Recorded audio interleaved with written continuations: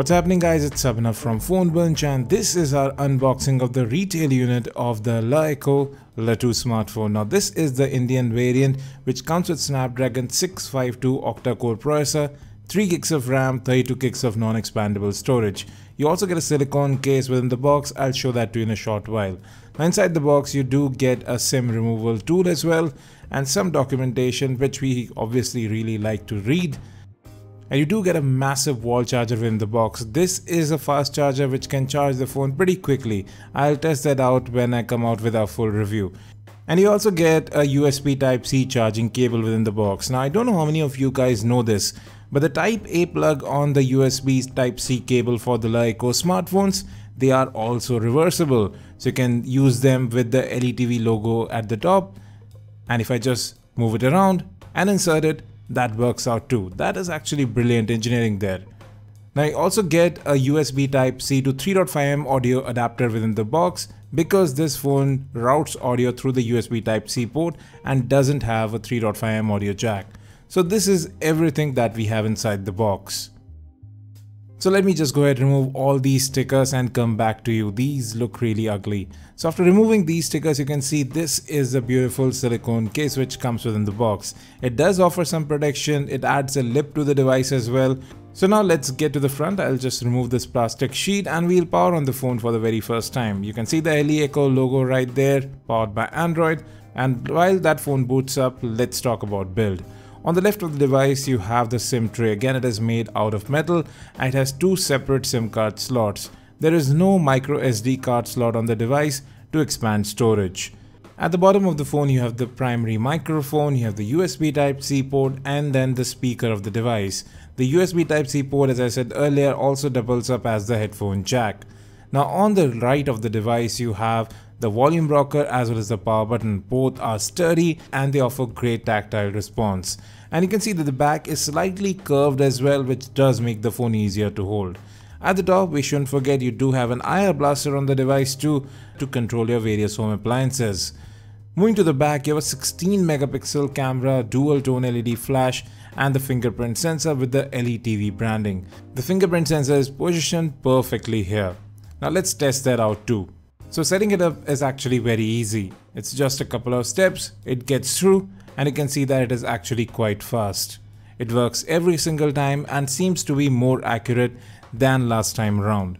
Now moving to the back again, you do have that LETV branding still because the company is registered in India as LETV. It will take some time for the LeEco branding to come to Indian devices. Now talking about the front, you have a notification LED, proximity and light sensors and an 8 megapixel camera up top. And just below the display you have capacitive buttons which do light up.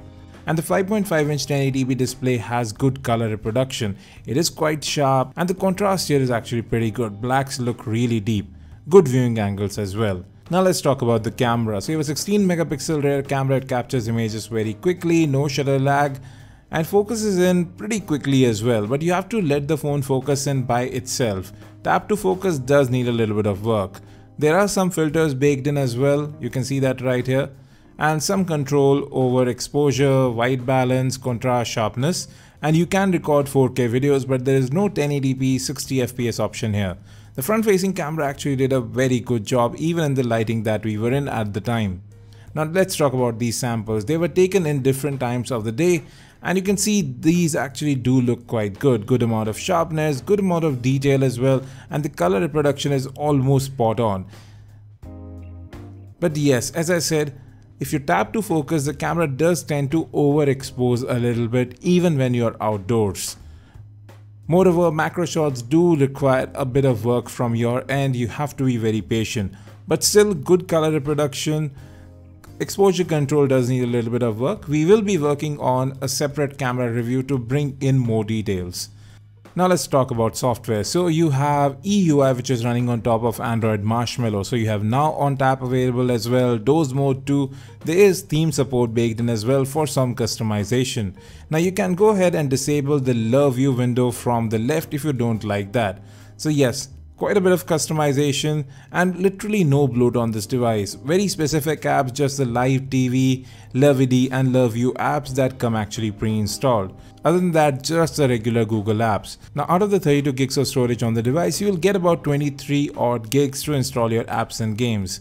Sadly, storage is non-expandable here, but I think USB OTG should be supported. I'll check that out later on. And if we talk about free RAM, 1.6 gigs were free even though apps were running, and if we just closed all apps, about 1.8 to 1.9 gigs is available out of 3 gigs on the device. Now talking about customization, you can even change the color profile of the display to set your own liking. And moreover, actually performance was very good on this device. Web browsing worked out great and we didn't have any issues opening up apps, moving through them, and animations were very slick. And even after opening many apps, if I just went back to Chrome, you will see that it is still kept in memory. So yes, the memory management also seems to be good here. But we will be testing this phone out in far greater detail later on, so do subscribe for our full review. The LeEco LE2 does seem like a very promising device. Solid construction, great build quality, and you also get neat accessories within the box, including this cover. Overall, I do like the EUI interface as well, and if I just have to compare it with the LE1S, you can see that there is quite a bit of color difference between these phones.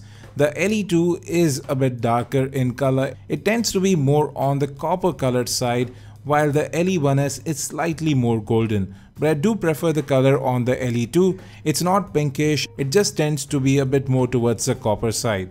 You can see the design changes with the speaker grill as well. Moving to the front, although there are not major changes here. Now one thing I'm really interested in checking out are these CDLA headphones. How is the audio through that USB Type-C port? Is it any better than the Redmi Note 3, the Moto G4 Plus, or is that difference really not noticeable?